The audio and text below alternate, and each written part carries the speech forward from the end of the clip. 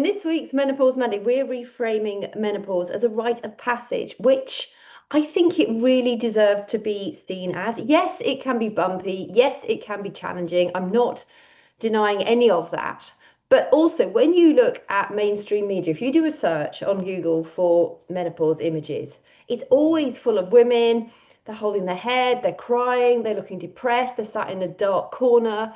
And all they seem to convey is decline, decrepitness, and invisibility.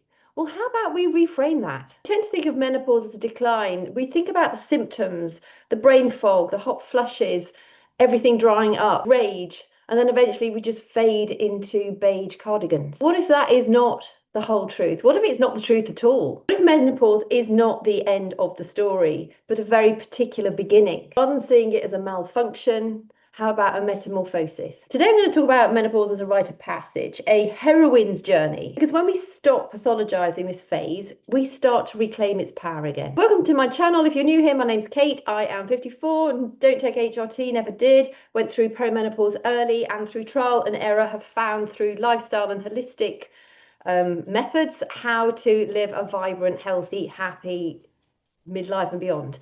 I just feel really strongly about the fact that there is so much doom and gloom written and publicized about the menopause. And like I said earlier, I'm not denying that it can be really hard for some women. But I think when we see the symptoms that we have as being signs that there's something that we need to address in our life, and we can then take action on addressing those things, that is when our rite of passage, that is when our whole experience of the menopause becomes much simpler, much smoother. And that transition into our latter years is something to be enjoyed, to be incredibly grateful for. And I'm very much about changing the mindset that we have around menopause in our Western society. You might have heard of the hero's journey. I'm referring to the heroine's journey, based upon Joseph Campbell's theory in his book, A Hero with a Thousand Faces. This framework provides a common structure for many of our archetypal heroes. Tolkien's Lord of the Rings, George Lucas, Star Wars were both heavily influenced by Joseph Campbell's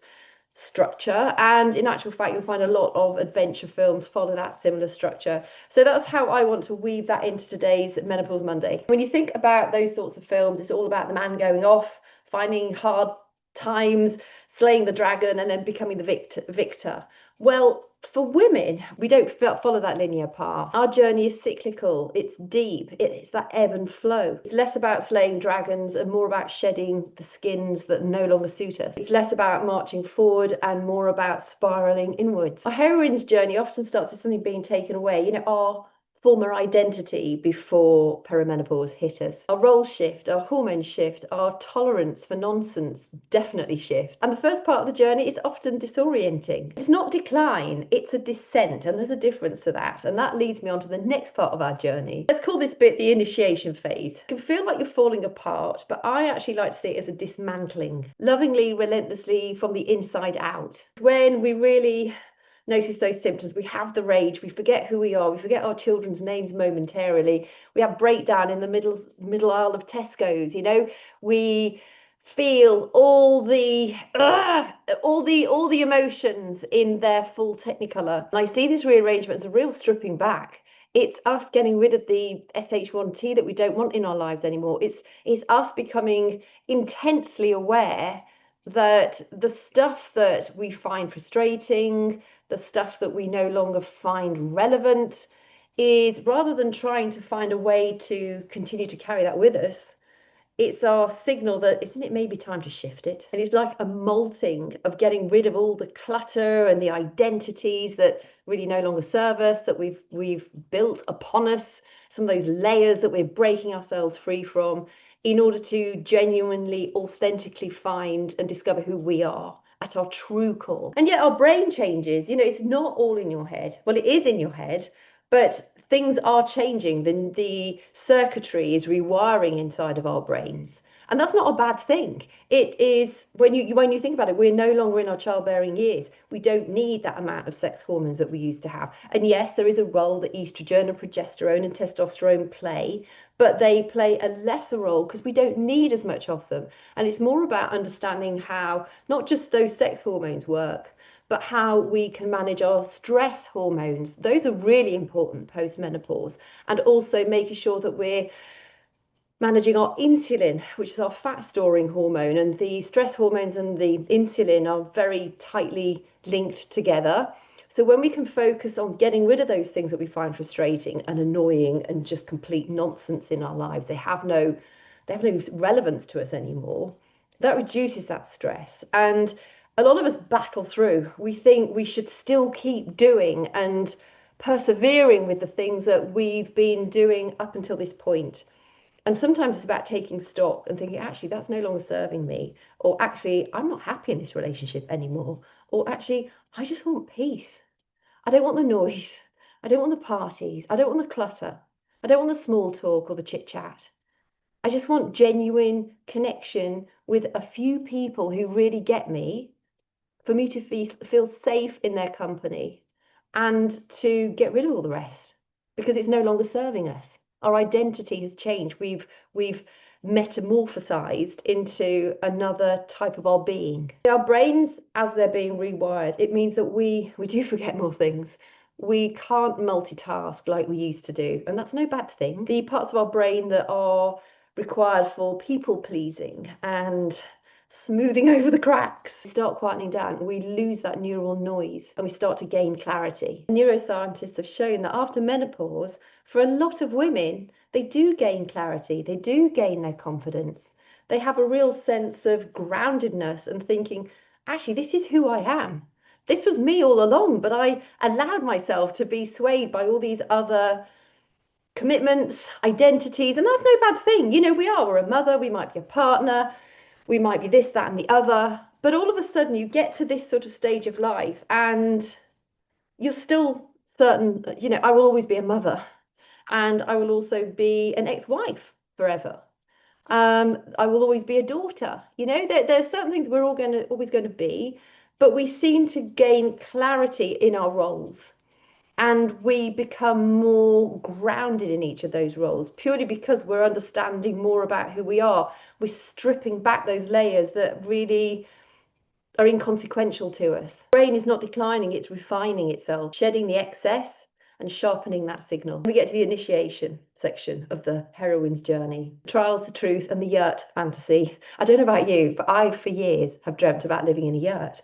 I just love the idea of it, in a yurt, in the middle of a field, surrounded by no one, just a few animals. I'd be as happy as Larry doing that. You might fantasize about quitting your job or cutting your contact list in half, pruning your social media contacts. This is completely normal because menopause does signify an unmasking. You're no longer hormonally wired to smooth things over. You see through the nonsense, you stop apologizing for existing. I mean, how many of us say, oh, I'm sorry, sorry, I didn't mean to, sorry, can I just ask? Sorry this, sorry that. Stop bloody apologising. Stand proud. We can all stand proud. You might start setting boundaries or becoming more aware of your boundaries. You might have long overdue conversations. You may leave relationships that are long past their expiry date. This isn't selfishness. This is sovereignty. You're not turning into a dragon.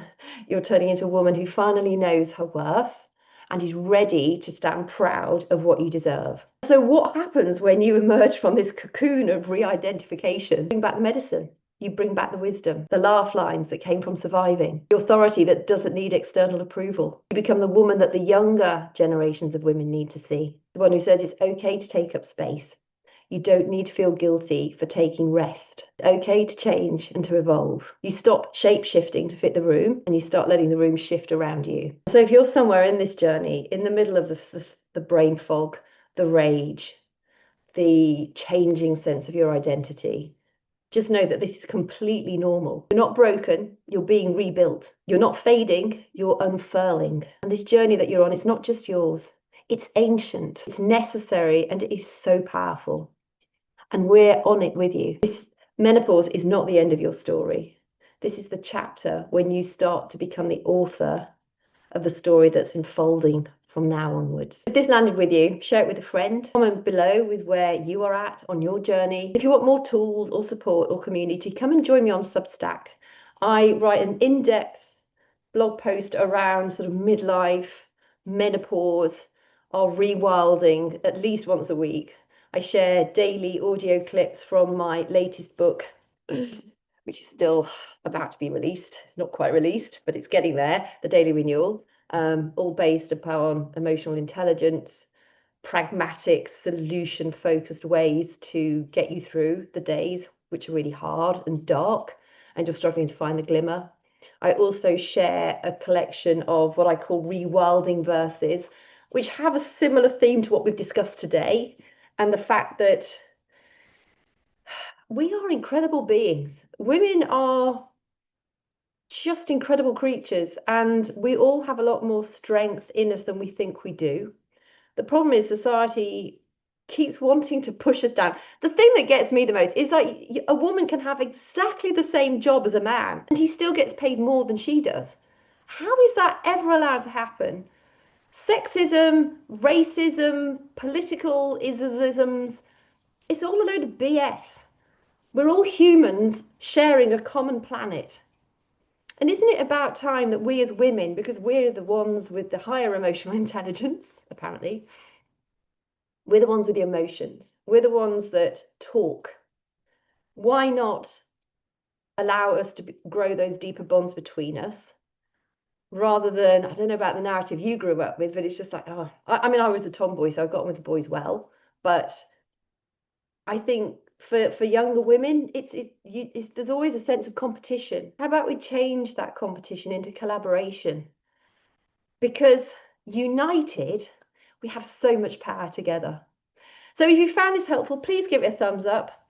If there's anything that you would like me to share in a future episode, drop it in the comments below or send me an email. You can get me at katehartleyuk@gmail.com or click the link in the description box. Come and join me over on Substack. You can either be a reader or if you like writing things, you can also become a creator. It's completely free. But there we can actually grow our community together and it enables us to chat one-on-one and get to know each other better. So I hope you have a great week. Stay safe. Just be so proud of who you are and where you're at and what you're going through. We get to do the periods. We get to do the childbirth. We get to do the menopause. And I know a lot of people think, oh, God, those three things are pretty horrible. I think they're actually quite miraculous. And I stand really proud the fact that so far so good, got through them all.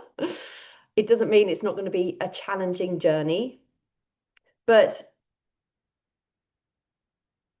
the challenging journey can bring so much more out of you than the one that doesn't bring up any challenges. I think it makes us into more well-rounded human beings. So with that, have a great week and I will catch you next time.